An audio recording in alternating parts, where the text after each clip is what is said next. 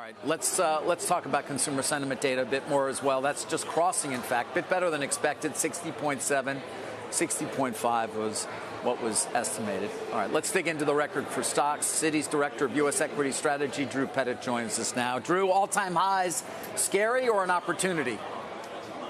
A little bit of both, to be honest with you. Not to completely punt on this one, David, but look, there's some structural trends that actually have us pretty confident in U.S. equities from here. Productivity, honestly, is the biggest driver we think people need to watch when it comes to kind of margins and the valuation you're willing to pay. On the flip side, you're starting to see sentiment get stretched a little bit more. TRF volumes, an indicator we like to track on a weekly basis, that gives you a sense of retail sentiment, that's starting to get elevated again. So longer run, positive, shorter run, getting a little bit more fully valued. Yeah, on the productivity in terms of sort of being optimistic on that, how much of that is AI, or are we not even taking that into account yet in terms of the efficiencies that enterprises are going to be able to realize as they start to adapt more and more tools? I think it's still early innings. I actually think you need to see more growth to actually see the productivity numbers come through.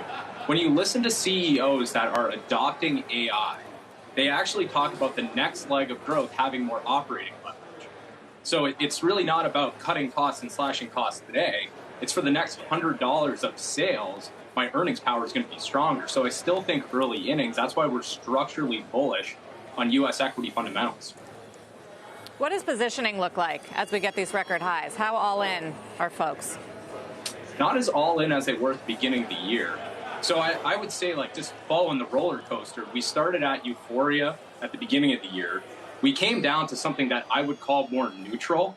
And then with this recent rally, yeah, sentiment's bumped higher, but we're not as euphoric as we were at the beginning of the year. So getting stretched, but not nearly as stretched as we were kind of heading into December and January.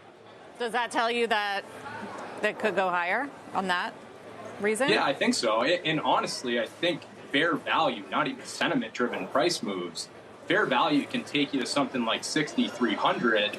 And if you get the cyclical kicking in, not just the secular tailwinds in AI and some of these other longer-lasting themes, if you get the cyclical working, if you get small cap and the rest of the S&P working, our bull case is 7,000.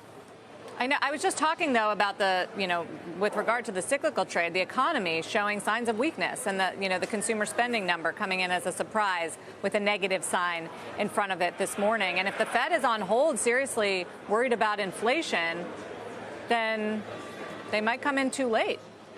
Yeah, that's why you get the narrowness in this market, right? Like, it's structurally, again, bullish. But what's working near term is growth, and there's really no change to our view there. That's where the fundamentals are following through. If you want significantly more upside from here, you need the cyclical to work.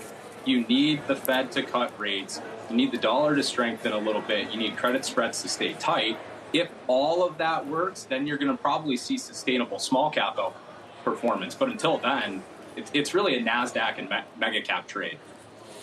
As it has been much of the year, yeah. The Russell obviously still down some 2.5%. And so I assume, given that, you're still a believer in sort of some of the top growth themes, namely AI related? Yeah, not to be too cute about this, but if it ain't broke, don't fix it in portfolios here. So yeah, AI, honestly, for the move it's had, it's still reasonably priced. If you look at PEG ratios, still better than the broader index.